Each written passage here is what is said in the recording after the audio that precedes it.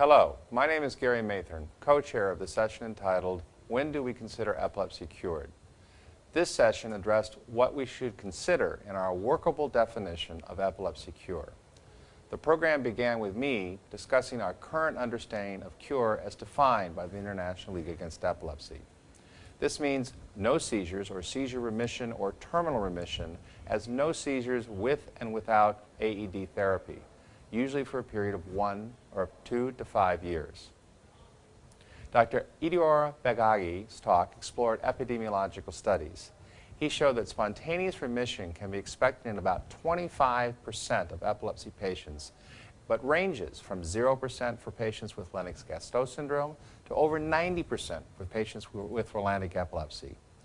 Other variables identified include clinical characteristics such as the age of the patient, the duration of follow-up, and response to treatment.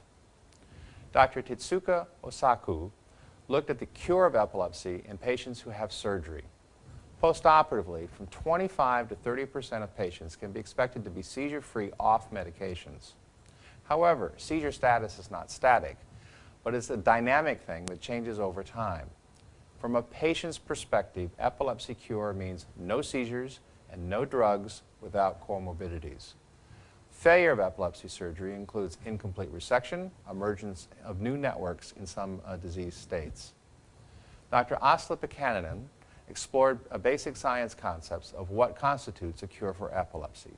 She focused on forward-thinking, disease-modifying therapies and showed examples of where seizures could be prevented or stopped in some genetic models of epilepsy involving the mTOR pathway.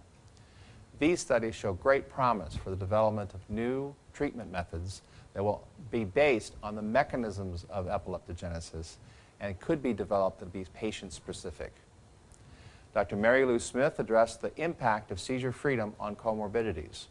Her review found that seizure remission results in better psychosocial outcomes. However, many epilepsy patients still have problems, especially in social interactions compared with controls. This suggests that the best prevention of comorbidities would be to prevent the seizures from ever beginning. The session ended with a roundtable discussion. It was pointed out that any definition of epilepsy cure should address the primary endpoint, and that endpoint might include seizure freedom plus relief of some comorbidity, such as depression. Also mentioned was the need to incorporate the idea that epilepsy networks may not be static, but might modify themselves over time, with or without treatment. This was an exciting and interesting session, opening up new ideas about what constitutes a cure for epilepsy.